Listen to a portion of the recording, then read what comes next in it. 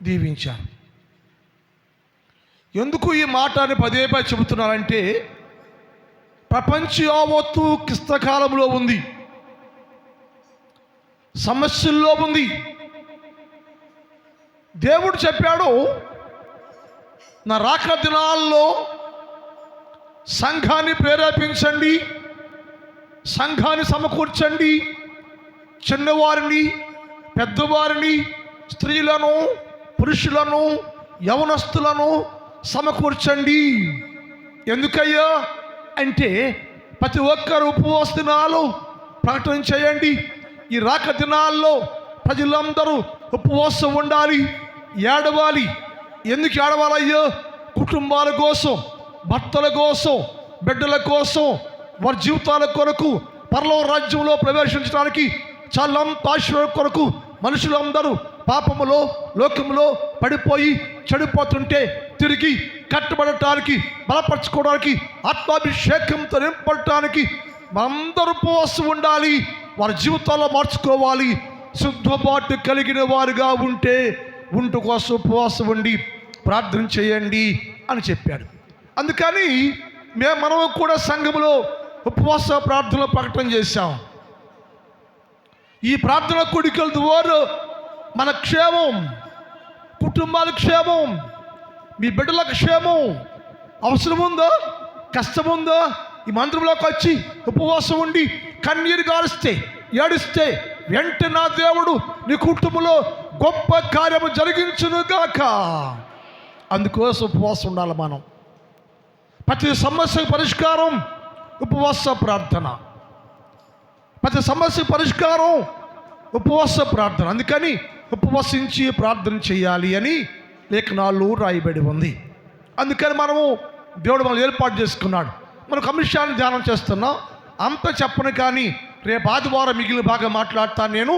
కొంచెం దాని గురించి ఈ 3 దినాలు ధ్యానించాం కదా, గుర్తు చేసి ముందుకు వెళ్దామండి. మనం ఎవరము?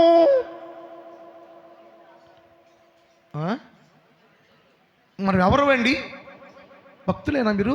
నేను భక్తులను చేయొద్దండి. ఒకటే భక్తులు కాదా? 2 అంటే ఎంత డూప్లికేటా? ఎంత పాపం ఎలాగా? మరి ఎప్పుడు భక్తులు అవుతారు మీరు? మరి భక్తులు లేకపోతే ఏంటి పరిస్థితి? పరలోకంలో దేవుడు చూసేంటి లోకాన్ని చూసి అంటున్నాయో, నేను పెంచాను, పెద్ద చేశాను, ధనం ఇచ్చాను, ఆస్తునిచ్చాను, భర్తనిచ్చాను, ఉద్యోగం ఇచ్చాను, అన్ని కుటుంబాల్ని అద్భుతం చేస్తున్నాం. కానీ ఒక్కరు కూడా భక్తులు లేరు, ప్రార్థనా పరులు లేరు. మరి ప్రార్థన చేసి ఉందండి ఏంటి? డూప్లికేటేనా? నటనేనా?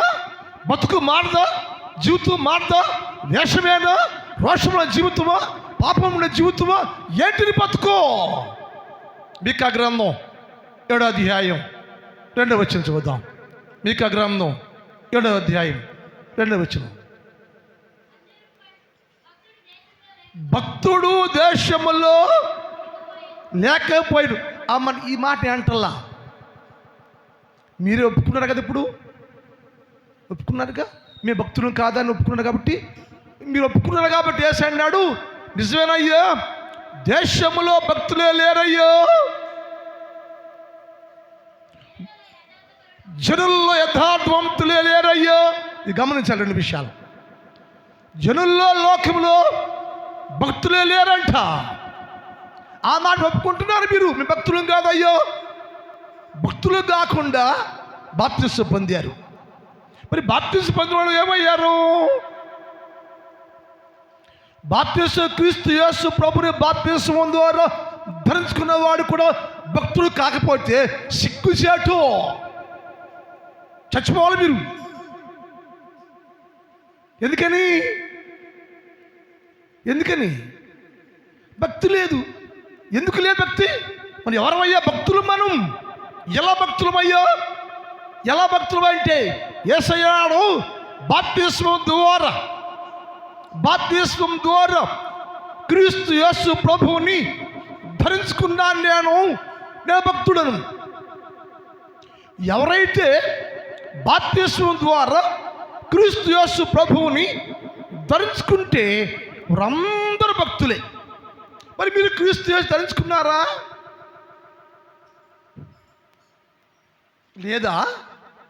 మరి ఎందుకమ్మ నటన జీవితాలు ఎవడు బాగా చేద్దామని, ఏసైని మళ్ళీ చిలిసి బయట పొడుద్దామనే?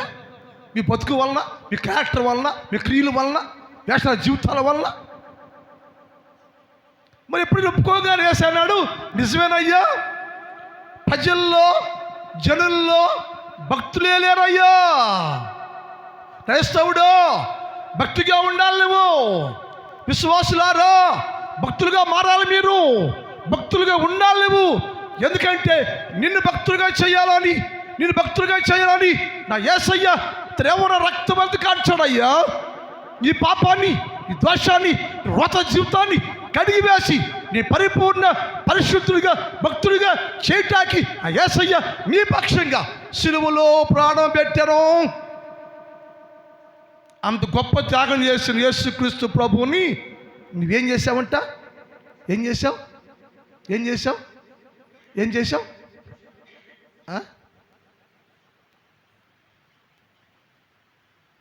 ఏంటో ఎందుకు పడుతున్నారో? పళ్ళ పడుతుంటారు పువ్వ, పళ్ళ పాలతో ఒళ్ళు పెంచుకుంటున్నారు మీరు. బుద్ధులే, జ్ఞానములే, వాక్యంలే ఏమి లేదు మన దగ్గర. ఆయన ఏమన్నా తెలుసండి, నేను క్రీస్తు యేసుని ధరించుకున్నానయ్యా. ఈ భక్తుడు అన్నాడు, నేను చూసి పరలోకం చూసానయ్యా, కోటాను మంది కోట్ల విశ్వాసులు రాత్రింబ వాళ్ళు ప్రార్థన చేస్తున్నారు, పాటలు పాడుతున్నారు, సాక్ష్యం చెబుతున్నారు, నేను క్రైస్తవుడని బడాయి మాటలు మాట్లాడుతున్నారు.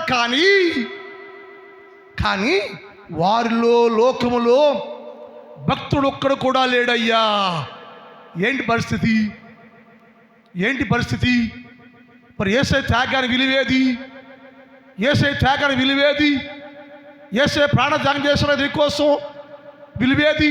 మరి నువ్వు యేసయ్య కోసం కలవరి రక్తం కానీ నువ్వు క్రీస్తు యేసు కోసం బాప్తిసం పొందావు కదా, క్రీస్తు యేసుకు వచ్చావు కదా. మరి నువ్వెవరివి? భక్తులవేగా. మరి భక్తులను చేయకపోతే నీకేముందంట? ఏముందండి?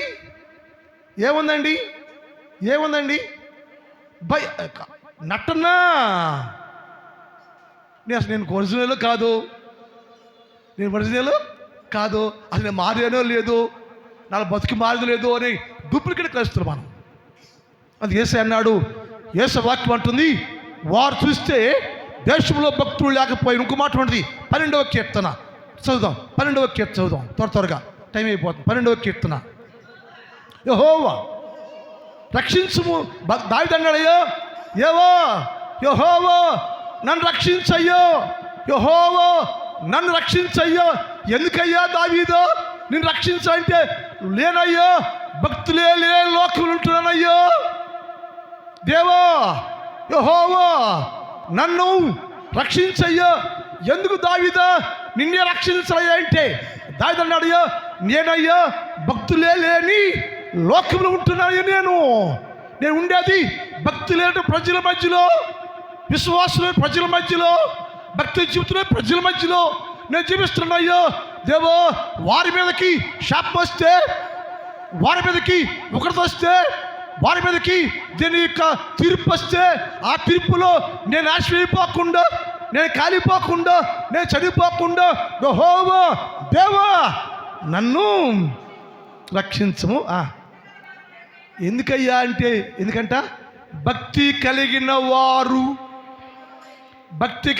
వారు సంఘములో లేకపోయిరి, భక్తి కలిగిన వారు లోకము లేకపోయిరి, భక్తి కలిగిన వారు దేశం లేకపోయిరి. మరి ప్రార్థన చేసే వాళ్ళు ఎవరయ్యా? ఎవరక్క? ఎవరన్నా? మీరు అందరూ ఎవరంట? ఆయన అంటున్నాడు, దేవుడే మాట ఇది నేను మాట్లాడే మాట కాదు. మరి మీరు అందరూ ఎవరు? భక్తులాంటోళ్ళు. ఎవరంట? భక్తులాంటోళ్ళు. డూప్లికేట్. ఎంతకాలం అమ్మ వీళ్ళు బతుకు, చచ్చిపోండి అమ్మ. ఎందుకు ఈ బతుకు అంటే యేసు అన్నాడు, నేను క్రీస్తు యేసు కొరకు చనిపోతున్నాను నేను. అందుకని యేసు అన్నాడు భక్తులే లేరు. ఇది నా వాక్యం ఏంటంటే, భక్తులు ఏం చేయాలి? సరే మీరు అంత భక్తులే, నేను మీ బాటకు వస్తా, మిమ్మల్ని చెప్పడం కూడా నాది పాపం అవుతుంది. మీరు అందరూ భక్తులే, మీ వందనాలు మీకు, మీరు అందరూ భక్తులే. మరి భక్తులు ఎలా ఉండాలంటే, భక్తులు ఎలా ఉండాలి? నంబర్ వన్ యేసుక్రీస్తు ప్రభు చిత్తానికి లోబడినట్టుగా నీవు కూడా చిత్తానికి లోబడి ఉండాలి. నంబర్ 2 దేవునికి వాక్యాన్ని భయపడాలి. భక్తుడు ఎప్పుడు వాక్యానికి భయపడి లోబడి జీవించాలి. క్రైస్తవుడా, దేవుని భయము నీకుందా?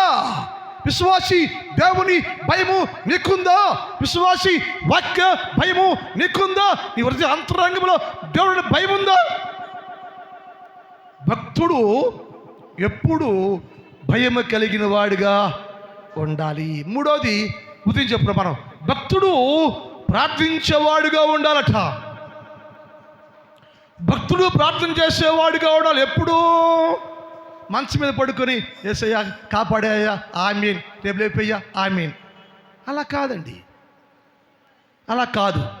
భక్తుడు ఎప్పుడంట యేసుక్రీస్తు ముఖ దర్శనాన్ని చూడాలి. ఉదయకాలంలో లేచి 4 o'clock లేచి 4 గంటలు లేచి నువ్వేం చేయాలంటే, మంచం దిగి మంచం ఇక్కడ మోకరించి మొదటిసారిగా నీ మొదటి స్వరాన్ని యేసుకి వినిపించాలి. నువ్వు ప్రార్థన చేయాలి. నువ్వు ప్రార్థనా జీవితం, ఆత్మ జీవితం, ఆత్మ బలపడాలి. నువ్వు తెల్లవారుజామున 4 గంటలు లేచి ప్రార్థన చేయలేకపోతున్నావు అంటే నువ్వు పాపాత్ముడివి, పాపాత్మురాలివి నువ్వు. అన్నమాట బైబిల్ ఉంది, ఎవడు పాపం చేయబోతే ప్రార్థన చేయబోతే పాపం అని. యేసయ్య అన్నాడు భక్తులు ఏం చేయాలంటే, ఏం చేయాలంట? మొదటగా లేచి యేసుక్రీస్తు ముఖ దర్శనాన్ని చూచేవారుగా ఉండాలి అని. అంటే మనం అంత ప్రార్థన జీవితం కలిగి ఉండాలి. అన్న, అక్క, చెల్లి, ఇప్పుడు దాకా అలాంటి అనుభవం లేకపోతే ఇప్పుడైనా ఏం చేయాలంటే ప్రార్థన అనుభవంలోకి రావాలి. ఉదయకాలం లేచి రాత్రికాలంలో సమయమందు అసమయమందు ప్రతి భక్తులు దేవుని సన్నిధిలో అంగలార్చి ప్రార్థించే ప్రార్థన పరులుగా ఉండాలి. బతుకు మార్చుకొని నీకోసం ఏడవాలి. నువ్వు నీకే లోటు అని తెలుసు, నీలో లోటు అని తెలుసు. ఏ లోటు నీలో ఉందో లోటు కోసం, నీ కుటుంబంలో ఉన్న లోటు, కష్టం, వ్యాధి, బాధ, ఆర్థిక ఇబ్బంది, సమస్య నీకు తెలుసు. వాటి కోసం నా దేవుని పాదాల దగ్గరికి వచ్చి ఏడు. ప్యాషన్ భక్తి చేయొద్దు. భక్తుడు అంటే ప్రార్థించేవాడుగా ఉండాలని.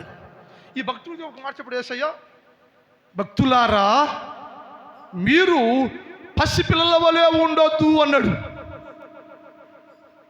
భక్తులా ఉండంట. భక్తులా జీవిస్తున్నారు, పిల్లలా జీవిస్తున్నాడు. ఇక్కడ పాపం ఉంది, పిల్లలు నడుస్తున్నారు. వాళ్ళు పరిగెత్తారు, కూర్చుంటారు, ఏడుస్తారు, పండుకుంటారు. వాళ్ళు ఏం చేస్తారు వాళ్ళకి తెలియదు. అలాగే యేసుక్రీస్తు ప్రభువును ధరించుకున్న వారు బాప్తిస్మం ద్వారా యేసుక్రీస్తు ప్రభువును ధరించుకున్న క్రైస్తవులు ఎలా ఉండాలి అంటే, పసి పిల్లల వల్లే మీరు ఉండొద్దు, పిల్ల చేష్టలు చెయ్యొద్దు, పిల్లోళ్ళలాగా పడిపోవద్దు, పిల్లలాగా బజార్లో కాసేపు, బళ్ళలో కాసేపు, ఇంట్లో కాసేపు, వీధిలో కాసేపు, రోడ్లో కాసేపు ఉండొద్దు. భక్తుల్లాగుండు, పసిపిల్లవాళ్ళు ఉండొద్దు నువ్వు. ఆ మాట చూద్దాం. ఎఫెసీ పత్రిక 4వ అధ్యాయం చూద్దాం. ఎఫెసీ పత్రిక 4:14 చూద్దాం. ఎఫెసీ 4:14. అమ్మా, అందువల్ల మన మేక మీదట పసిపిల్లపై ఉండుట, పసిపిల్లపై ఉండక ఏంటంట, ఇక నుంచి పసిపిల్లలాగా ఉండొద్దు. అంటే ఇప్పుడు ఎలా ఉన్నాం మనం? పసిపిల్లగా ఉంటున్నాం. ఎలా పసిపిల్లగా ఉన్నామంటే తెలుసా నీకు? ప్రార్థన సరిగ్గా రావట్లా, గుడికి సరిగ్గా రావట్లా. పిల్లవాడు చెప్తాడు, పిల్లవాడిని ఏమంటే మనం గుడికి వెళ్ళపదా అన్నావు అనుకో, కొత్త పద అంటాడు, కొత్త పద అంటాడు. నువ్వు వచ్చేస్తావు, వాడు అక్కడే ఉంటాడు. వస్తుంటికి బయలుదేరి దాని 100 పెత్తలాడుకుంటాడికి ఆడ కూర్చుని గొలికాళ్ళ కాడ కూర్చుని అట్లా కలెక్ట్ చేస్తాడు. అంటే మనుషులు ఎలా ఉండంటే విశ్వాసులు పిల్ల చేస్తలుగా ఉండే ఈ చేస్తాలో వయసు 80 ఉంది, వయసు 70 ఉంది, నో చేంజ్. ఏం మారావు నువ్వు? ఎందుకు మారవు నువ్వు? ఏ సాధిద్దామని? ఇక భూలోకంలో విశ్వాస జీవితం లేకుండా, భక్తి జీవితం లేకుండా ఏ సాధిద్దామని, ఏ సంపాదిద్దామని? పరలోకానికి వెళ్దామనా, నరకానికి వెళ్దామనా? ఏం చెయ్యాలంటే నువ్వు పసిపిల్ల శాస్త్రం మానేయాలి, పసిపిల్ల శాస్త్రం మానేయాలి. పెద్దవాడిగా ఉండాలి, పెద్దవాడికి జీవించాలి, ఆత్మీకి ఎదగాలను, ఆత్మ సంబంధిగా ఉండాలి, ఆత్మ పెద్ద ఆత్మలో పెంచబడేవాడుగా ఉండాలి. ఇక్కడ వేసన్నాడు, మీరు పసిపిల్ల వంటి వారై ఉండక అన్నాడు. ఒకటి ఏం చేయకూడదంట? పసిపిల్లల వల్లే ఉండకూడదు అట. తర్వాత మనుషులు మాయోపాయము చేత వంచనతోను తప్పు మార్గమునకు లాగు కుయుతుతోను. ఇక్కడ స్పష్టంగా వినాలి మీరు. ఒకటేమో పసిపిల్లలాగా ఉండవు. పసిపిల్లలాగా ఉంటే కారణం ఏంటి? మనుషుల యొక్క మాయోపాయము చేత, మనుషుల యొక్క అంటే మనుషులను మాయ చేస్తున్నారు. ఈ పసిపిల్ల స్వభావం కలిగిన వాడు మనుషులు మాయలో పడిపోయి, మనుషుల మాటలో పడిపోయి, మాయలో పడిపోయి మాయ జీవితం జీవిస్తున్నాడు. మా జీవితం ఇవి నిన్న నెలాఖరులో గుంటూరులో ఇసాకు తైలాభిషేక ప్రార్థన ఉంటుంది. గుంటూరులో దిగ్గురాల నుంచి 2 వెళ్ళారు ప్రార్థనకి, 3 వెళ్ళారులే. ఏడకమ్మాయి ఆయన అడిగాడు, బస్ కొడుకు ఆయన, తైలాభిషేకాన్ని రా. ఏ శాఖము? ఇసాకు తైలాభిషేకాన్ని రా అన్నాడు. ఇసాకు ఎవడమ్మా తైలాభిషేకం? ఇసాకు బతుకు గుంటూరులో ప్రార్థన కాడికి అన్నాడు ఆయన. వెళ్ళింది, తెల్లారింది, రాలా. రేపు కూడా రాలా. ఎక్కడికి వెళ్ళింది? తైలాభిషేకం, రాత్రంతా తైలాభిషేకం, పగలంతా తైలాభిషేకం. రేపు మాట వచ్చింది, నరకెయ్యాలి. మోసపోతారు. వాడెవడో ఇసాకాడు వచ్చి ప్రార్థన పెడితే ఎగ్గేసి వెళ్ళిపోతే ఈ బతుకు మారిందా?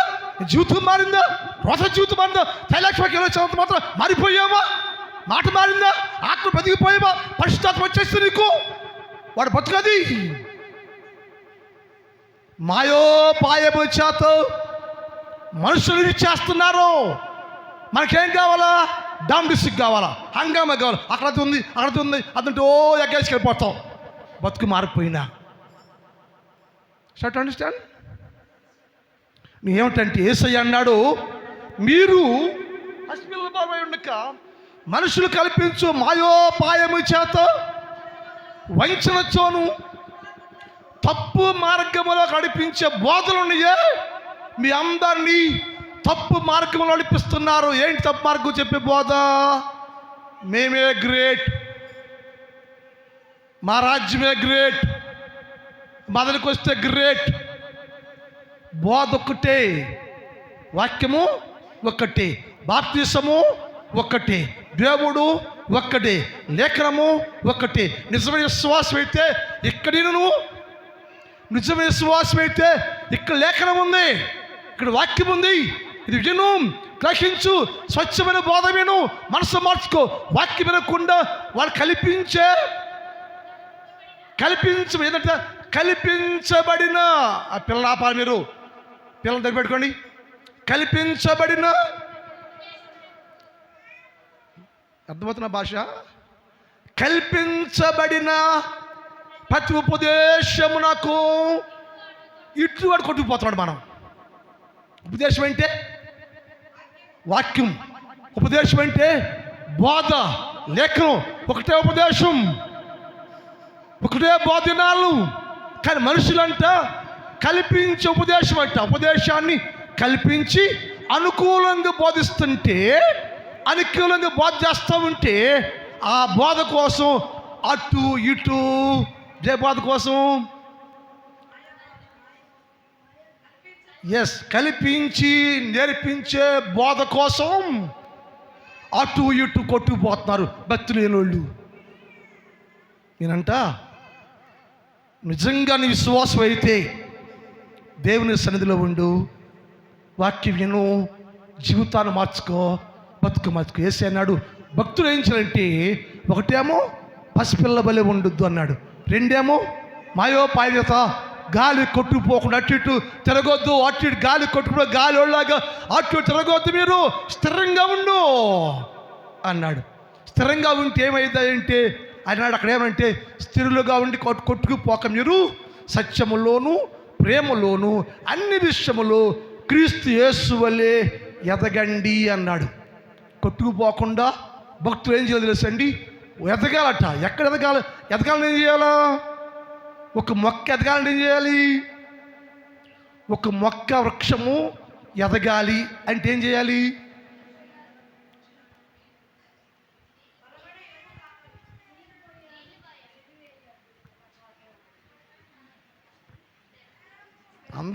అందరూ ఉపాధ్యాయులే. ఏంటంట, ఒకటి ఏం చేయాలంట, మొక్కని ముందు నాటాలి. ఏం చేయాలా? నాటాలు. ఎక్కడ తెచ్చి నాటుతామంట?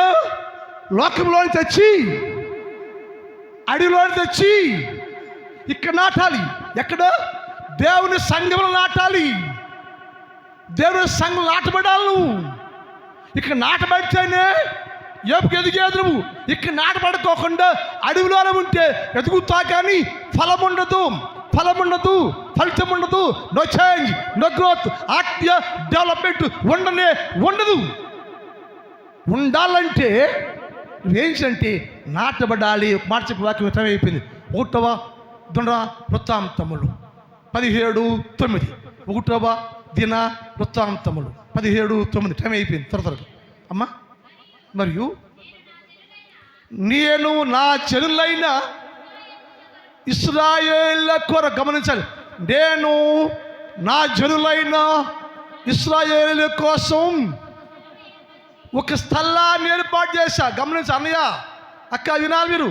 దేవుడు అన్నాడు, నేను నా జనులైన ఇశ్రాయేలుని నాటడానికి, నేను నా జనులైన ఇశ్రాయేలీయుల్ని నాటడానికి ఒక స్థలమును ఏర్పాటు చేసుకున్న. అది దేవుని సంఘం, దేవుని సన్నిధి, దేవుని ఇల్లు. నేను నా జనులు అయిన ఇశ్రాయేలీయుల్ని నాటడానికి ఒక స్థలాన్ని ఏర్పాటు చేసుకున్నాను. వారు మరీ తిరుగులాడక అక్కడే కాపరి ఉండి ఫలభర్యంగా ఉంటారు. ఎందుకంటే నేను వారిని అచ్చట నాటి తిని. అంటే మనుషుడు ఎదగాలంటే, క్రీస్తు యేసులో ఎదగాలంటే సంఘములు నాటబడాలి. నువ్వు సంఘములు నాటబడాలి, సన్నిధిలో నాటబడాలి, మందిరంలో నాటబడాలి. ఎలా నాటాలి సార్? ఆయన కుడి హస్తముతోడంట, ఆయన కుడి హస్తముతో తెచ్చి నిన్ను సంఘములో నాటను. 80వ కీర్తన 15వ వచనం. 80వ కీర్తన 15వ వచనం. టైం అయిపోయింది. ఓకే అమ్మా. నీ కుడి చేయి, ఇది ఏంటంట, ఈ ఎక్కడుంది ఇది మొక్క అన్నాళ్ళు. మీరు వ్యవసాయం చేస్తారు కదా, అక్కోళ్ళు కొంతమంది ఎడ చేతి నాటేస్తారు కదా, అందుకు పండదు పంట. కొంతమంది కుడి చేతి నాటేస్తారు కదా, అది బాగా పండుద్ది. కొంతమంది అన్నోళ్ళు ఎడం చేతి నారుపుగుతూ ఉంటారు. నేనంట, కుడి చెయ్యి ముఖ్యమా, ఎడం చెయ్యి ముఖ్యమా? యేసయ్య అన్నాడు, నేను నా కుడి చేతితోటి లోకములో ఉన్న నిన్ను తెచ్చి నేను నా మందిరములో, నా సంఘములో నాటాను. ఎందుకు తెలుసా? ఈ కదలకుండా బెసక్కుండా నేను నాటిన మొక్క. ఆ కొమ్ము అంటారా, మొక్క అంటే కొమ్ము అంటే కుమారుడు. నేను నాటిన కుమారుడు. అన్ని రంగాల్లో క్రీస్తు యేసువలే ఎదగాలంటే నీవు సంఘములో నాటబడాలి. ఎలా అంటే ఆయన కుడి చేతితోటి నిన్ను నాటిన మొక్కవు నువ్వు. ఎందుకు నాటావయ్యా, ఎందుకు నాటుకున్నావయ్యా అంటే వారు ఫలించాలి, ఫలభట్యంగా ఉండాలి, నాలాగా ఉండాలి, నా వలే ఉండాలి, నా సన్నిధిలో ఉండాలి, ఫలించేవారుగా ఉండాలి అని ప్రార్థన. మిగిలిన భాగాన్ని రేపటి కాలంలో ధ్యానం చేద్దాం. మోకరించండి, అందరూ మోకరించండి. 9 అయిపోయిందేమో. మోకరించండి, మోకరించండి. ఒక్క నిమిషం ప్రార్థన, చిన్న ప్రార్థన చేసుకొని ఈ కోటాలు మిగిద్దాం. మోకరించక్క, మోకాళ్ళయి.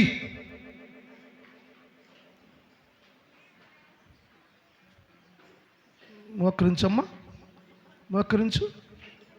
మోకాళ్ళయి, మోకరించమ్మా, మోకరించు అక్క. మోకాళ్ళయి, మోకాళ్ళయి, మోకాళ్ళయి.